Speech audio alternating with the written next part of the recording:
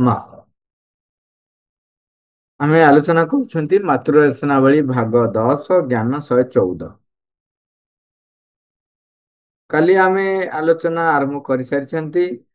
ସେଥିରେ ଯାହା ଥିଲା ଆଲୋଚନା ଯେ ପ୍ରେମ ଆଉ ଘୃଣା ସେ ବିଷୟରେ ଚାଲିଥିଲା। ଘୃଣା ବିଶେଷ କରି ଥିଲା। ମା କହିଲେ ଯେ ଘୃଣା ଆଉ ପ୍ରେମ ଦୁଇଟା ଯାକର ସ୍ପନ୍ଦନ ମୂଳତଃ ଅଲଗା ପ୍ରକାର ନୁହେଁ।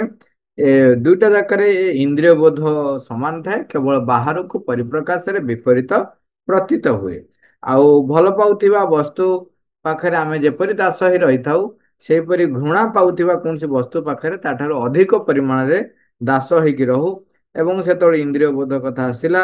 ତାପରେ କହିଲେ ଯେ ପୁରା କେନ୍ଦ୍ର ସ୍ଥାନରେ ଯୋଉ ସ୍ପନ୍ଦନଟି ଥାଏ, ସେଇଟା ସେମିତି ଏକା ଭଳି ଥାଏ, କିନ୍ତୁ ବାହାରକୁ ଯେତେବେଳେ ସେ ପରିପ୍ରକାଶ ହୁଏ ବିକୃତି ତାର ଦେଖାଦିଏ। ସେତେବେଳେ ଆଉ ଗୋଟେ କଥା ଆମେ ଦେଖିଲେ ଯେ ବେଳେ ବେଳେ ସିଏ ତାର ଛଦ୍ମ ରୂପ ଦେଖାଏ। ଏବଂ ମୂଳ କଥା କହିଲେ ଯେ ସବୁ ଜାଗାରେ ସେଇ ଆସକ୍ତି ଏବଂ ଦାସତ୍ୱ ଏଇ ଦୁଇଟି ଜିନିଷ ଥାଏ, ଏବଂ ବାହାରକୁ କଣ ହୁଏ ବିକୃତି ଆକାରରେ ପରିପ୍ରକାଶ ହୁଏ। ଆଉ ଗୋଟେ କଥା କହିଲେ ଯୋଉଟା କି ଆମ ବୁଝିବା ବାହାରେ, ନିଶ୍ଚିନ୍ତ। ସେଟା ହଉଛି ତୁମେ ଯାହାକୁ ଭଲ ପାଉଛ, ତୁମେ ଯେପରି ତାହା ଦ୍ଵାରା ବନ୍ଧା ହୋଇ ନ ରହିବ, ସେଥିଲାଗି ତୁମେ ତାକୁ ଧ୍ୱଂସ କରିଦେବାକୁ ଇଚ୍ଛା କରୁଥାଅ। ତାହା ହେଉଛି ଘୃଣାରୁ ସଂଘଟିତ ହେଉଥିବା ବିକୃତି।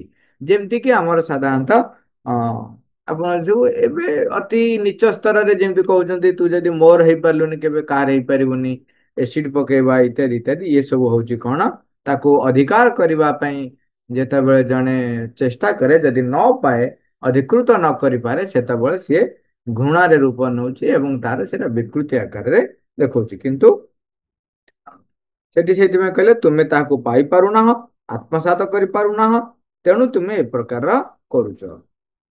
ତାପରେ କହିଲେ ଯେ ଯେତେବେଳେ କେନ୍ଦ୍ରସ୍ଥଳୀୟ ସ୍ପନ୍ଦନଟି ଶୁଦ୍ଧ ରହିଥାଏ, ଆପଣାର ମୂଳଭୂତ ଶୁଦ୍ଧତାରେ ଆପଣାକୁ ବ୍ୟକ୍ତ କରିପାରୁଥାଏ, ଏହା ଏକ ଉନ୍ମୋଚନ ଏବଂ ଏହା ଏକ ପ୍ରସ୍ଫୁଟନ। ଏଇ ପ୍ରସ୍ଫୁଟନଟି ଭାସ୍ୱରତା ଯୁକ୍ତ ପ୍ରସ୍ଫୁଟନ ବୋଲି କୁହାଯିବ ଏବଂ ଏହା ଅବିକୃତ ରହିଥାଏ।